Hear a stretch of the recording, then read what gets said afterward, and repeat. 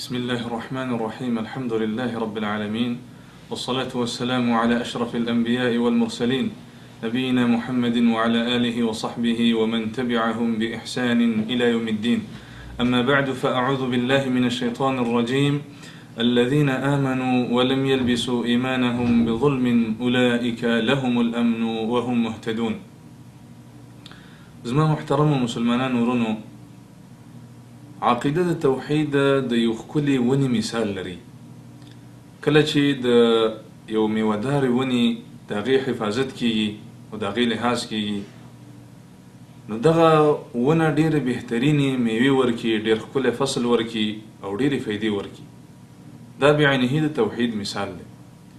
کله چې د یو مؤمن بنده په زړه کې د توحید ونه زرغونه شي او دا موحد بنده جوړ شي، نو د دې توحید ډېرې ښکلې فایدې دي.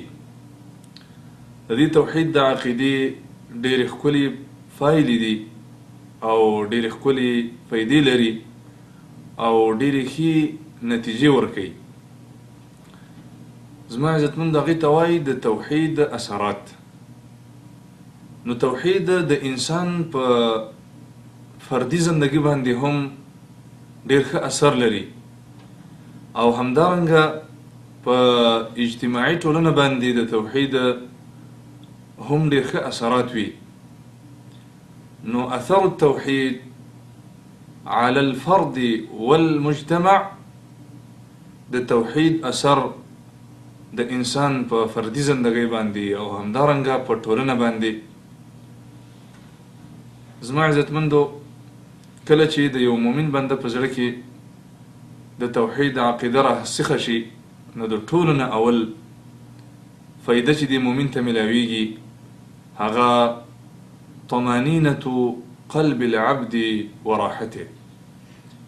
د مؤمن بنده او د موحد زړه په هغې کې ډېر اطمینان پکې وي، ډېر راحت پکې وي.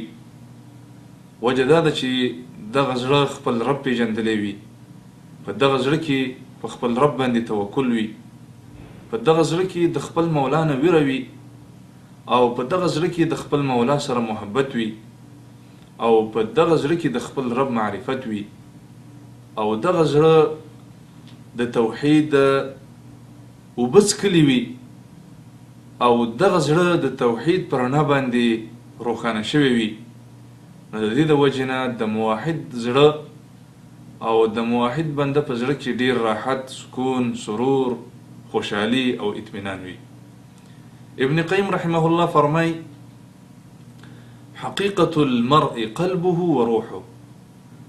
انسان چې دغه زړه وي چې په هغې باندې د بدن ژوندی وي او بل د هغې روح وي، نو فرمای چې ولا صلاح له الا بتوحید ربه وعبادته وخوفه والتوکل علیه.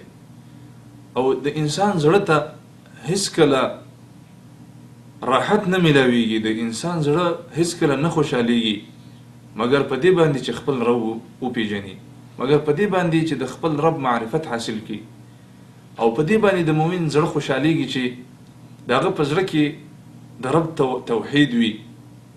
دا توحید ټکي ډېر استعمالیږي. توحید دې ته وایي زما عزتمندو چې خالص د الله رب العالمین عبادت کول، د هغه سره هیڅ قسمه شریک نه جوړول او همدارنګه د هغه سره نه په ذات کې شریک جوړول، نه په صفاتو کې او نه په کارونو کې.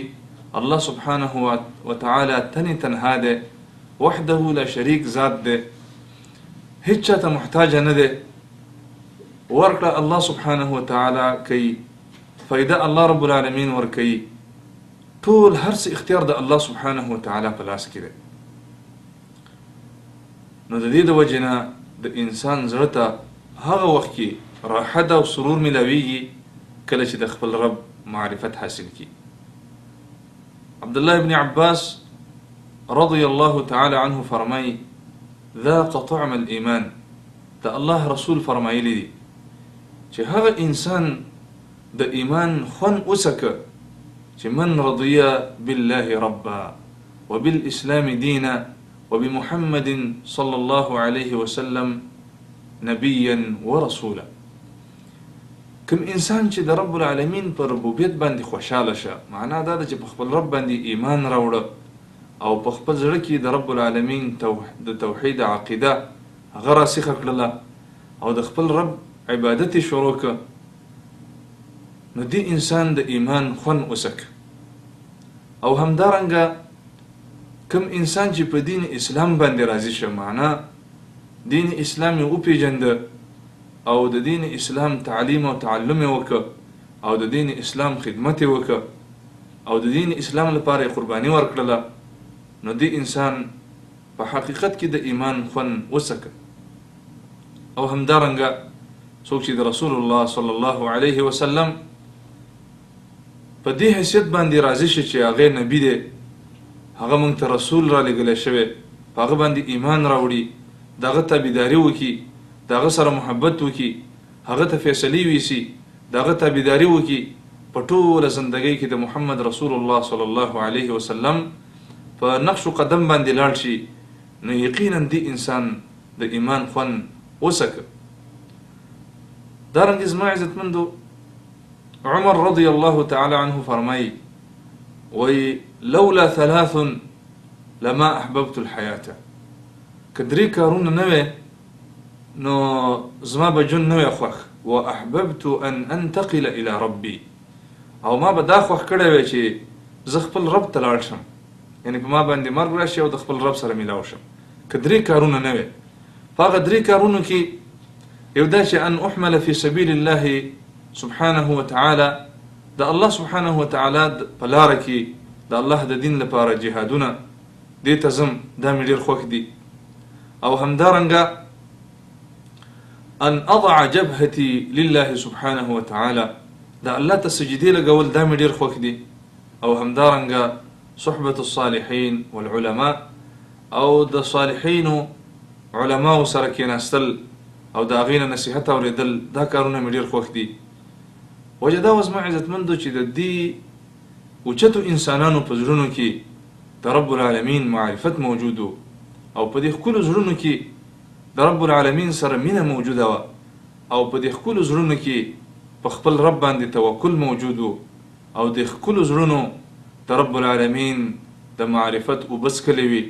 د دې د وجې نه سړی د سلفو په احوالو کې فکر او سوچ وکړي نو ډېر تعجب وکړي چې دا څومره اوچت انسانان وو.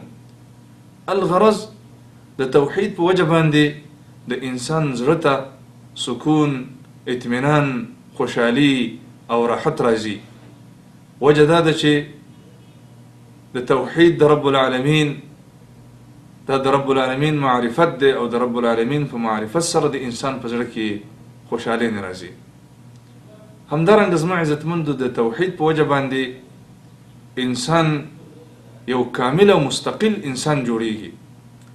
التحرر الكامل عن العبودية لغير الله سبحانه وتعالى، د توحید په وجه باندې انسان یو مستقل حر او صرف د رب العالمین بندوي، د رب العالمین غلام وي، او د رب العالمین نه علاوه د نور مخلوقاتونه نه ویریږي، او همدارنګه یو ښکلې زندگی او نیکبختي الله سبحانه وتعالی موحد بنده ته ورکوي.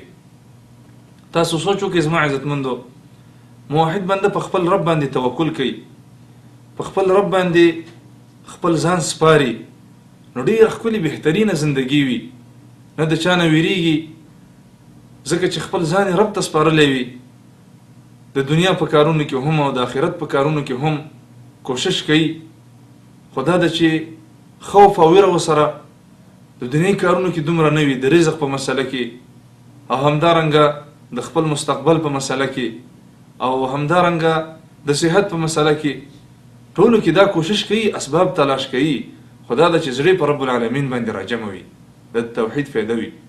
او که د مشرک په زندگی کې تاسو سوچ وکړئ، پریشانه لالهانده، کله قبرونو ته منډې وي، کله ونو ته منډې وي، کله پیرانو ته منډې وي، کله زیارتونو ته منډې وي، کله قبرونو ته منډې وي، او حاجتونه نه ترسره کیږي. وجه دا ده چې د هغه په زړه کې د رب العالمین معرفت نشته دی، د هغه په زړه کې د رب العالمین سره مینه او محبت نشته دی، د هغه په زړه کې په خپل رب باندې توکل نشته دی، د د هغه په زړه کې د خپل رب سره تعلق نشته دی، نو د دې د وجې نه دا پریشانه وي او کله په یو در ګرځي او کله په بر در باندې ګرځي او لالهان دا سر وهلی بر وهلی ګرځي.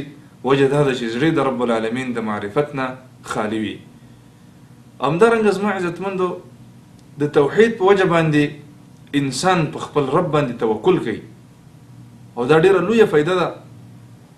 توکل دې ته وایي چې ځان الله ته سپارل، اسباب وغیره تلاش کول، خو اثر د رب العالمین او خپل ځان رب العالمین ته سپارل دې ته توحید وایي. دا ډیره ښکلې او ډیره لویه فایده ده، ځکه چې د راحت زندگی په توکل کې وي.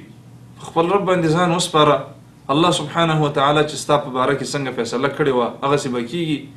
بې ځایه همونه او فکرونه او غمونه دا مه کوه، بس خپل څومره اسباب چې ستا په لاس کې وي څومره چې کولی شي هغه اسباب استعمال که او نور د خپل ځان خپل رب ته وسپاره، او دا د توحید په وجه باندې کېږي.